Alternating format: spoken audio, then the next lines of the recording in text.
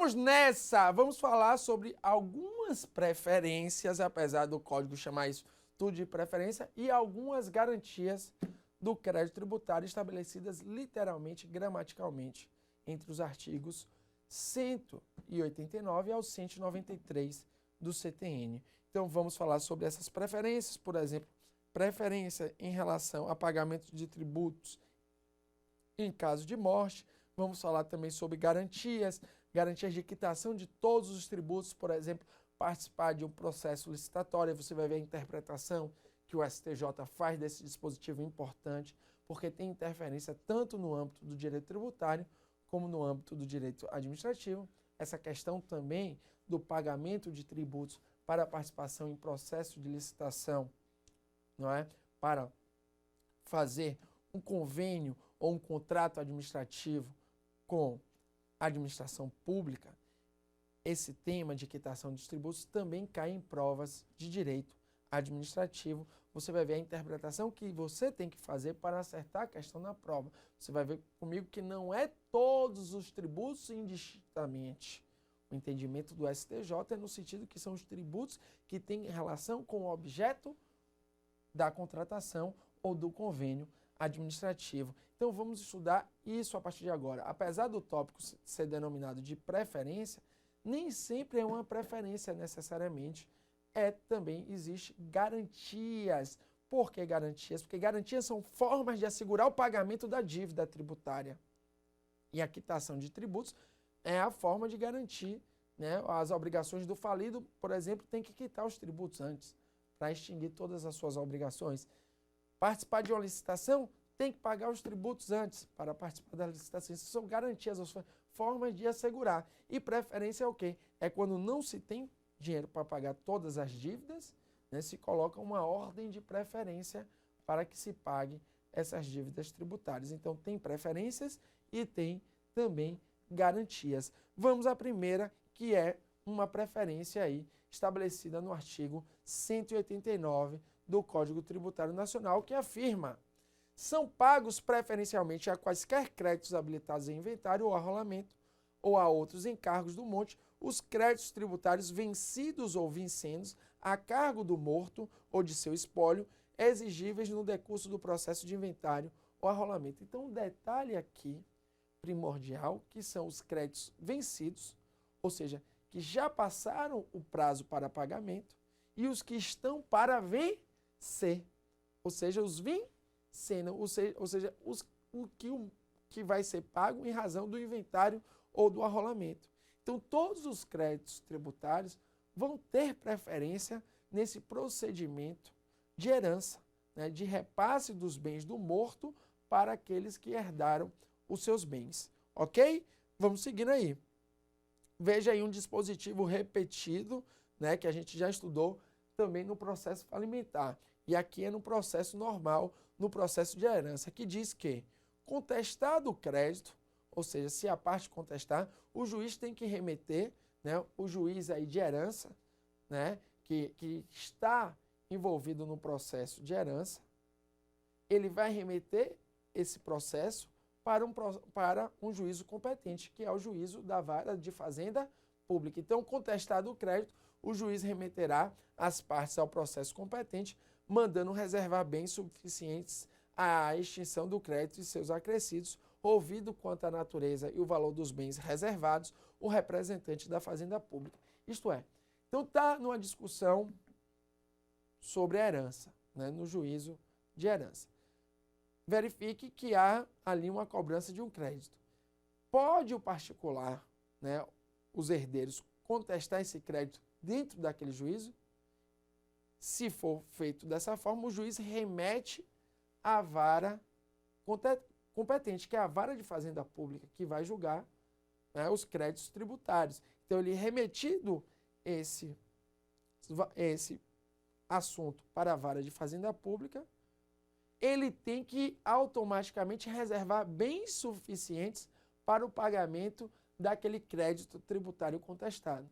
E para saber o valor desses bens, que são considerados suficientes para pagamento do crédito tributário, ele vai ouvir a fazenda pública interessada, seja a fazenda pública federal, através da PFN, seja estadual, seja a distrital, seja a municipal, a estadual através dos seus procuradores estaduais, a distrital através dos seus procuradores distritais e as municipais, se for tributo municipal, a fazenda municipal através dos procuradores do município. Ok? Por sua vez, é importante dizer também que são pagos preferencialmente a quaisquer outros os créditos vencidos ou vincentes a cargo de pessoas jurídicas de direito privado em liquidação judicial ou voluntária exigíveis no decurso da liquidação. Então, qualquer crédito tributário num processo de liquidação, né, de encerramento de determinada pessoa jurídica, que aqui no caso não é falência, não é, ela vai encerrar as suas atividades. Então, nesse processo de encerramento das suas atividades, o que é que vai acontecer? Os créditos tributários têm preferência também, né? Tem preferência aí nessa ordem. Agora o ponto fundamental, né? Que é a exigência de quitação de todos os tributos para a extinção das obrigações do falido.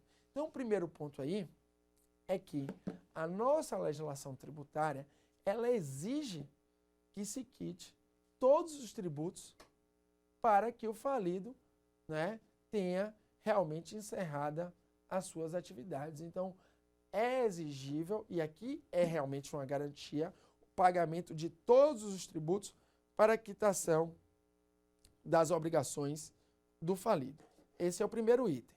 Segundo item, o CTN também exige a quitação de todos os tributos, e aqui há polêmica, há uma polêmica grande, a gente vai discutir isso agora, para a concessão de recuperação judicial, observado que, nesse caso, a suspensão da exigibilidade do crédito tributário ou crédito em curso de cobrança executiva em que tenha sido efetuada a penhora tem o mesmo efeito da quitação. Então, primeiro ponto, se exige para que se peça uma recuperação judicial, né, aconteceu agora com algumas empresas do sistema aéreo, uma tentativa de recuperação judicial, como aconteceu com a Varig, que depois foi comprada pela Gol.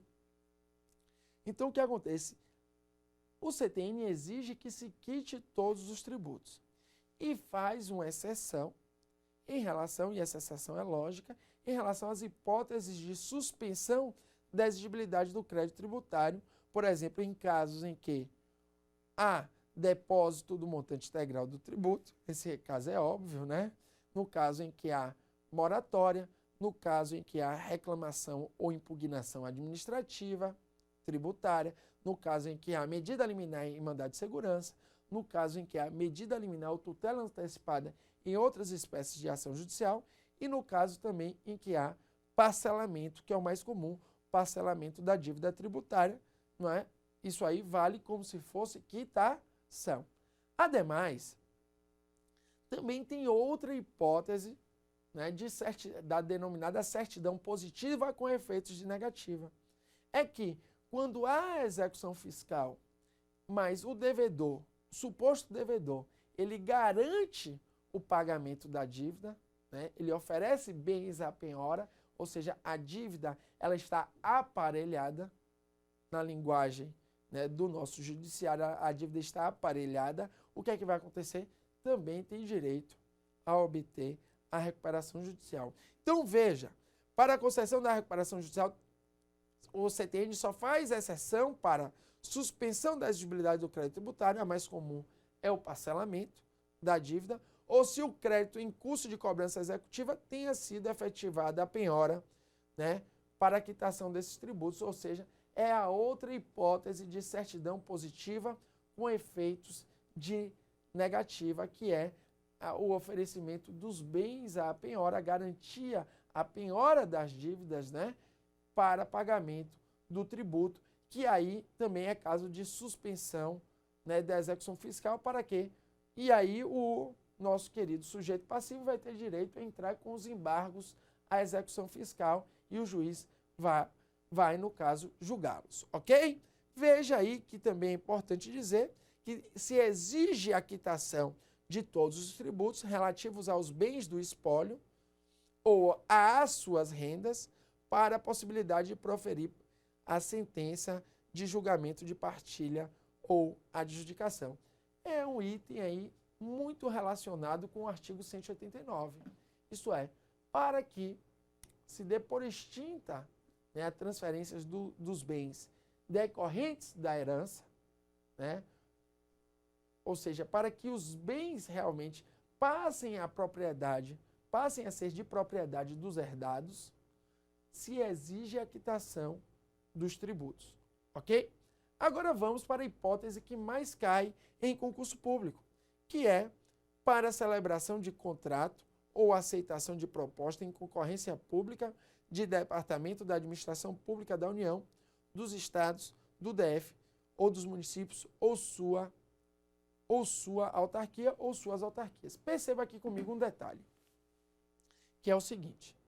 Vocês sabem que, segundo a Constituição, artigo 37, inciso 22, existe o princípio da licitação pública. Isto é, um particular que queira, não é, oferecer bens ou oferecer serviços à administração pública, tem que participar de um processo licitatório.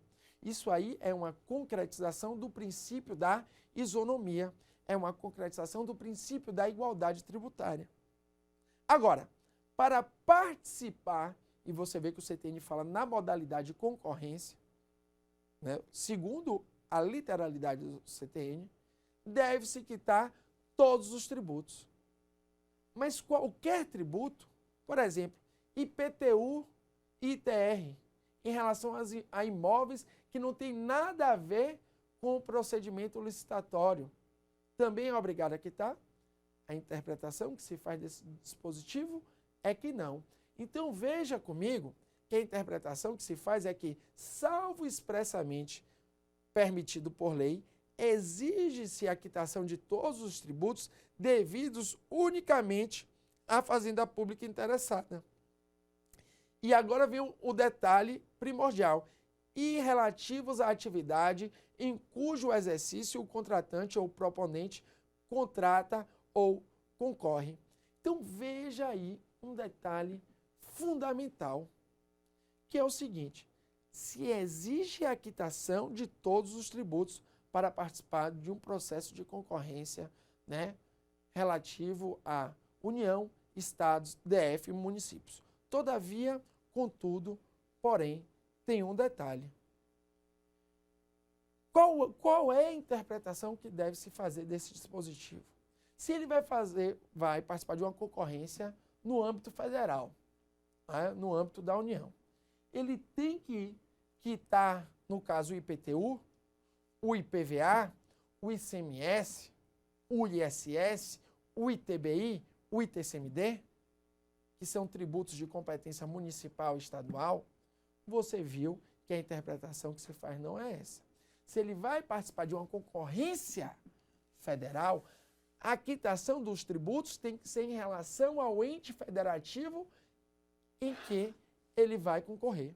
Ademais, e o ponto mais fundamental, é que também não é todos os tributos federais, não são todos os tributos federais, mas sim somente os tributos federais que tenham pertinência à atividade contratada. Ou seja, vai se exigir em 2 pontos. Se ele participa de uma concorrência com um ente federativo, vai se exigir os tributos desse ente federativo.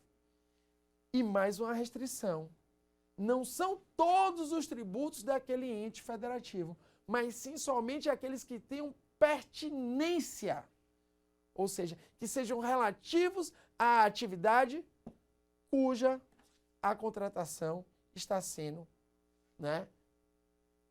Cuja contratação o ente federativo esteja querendo fazer. Ou seja, tem que ter relação com o objeto contratado, com o objeto da concorrência pública, com o objeto licitado.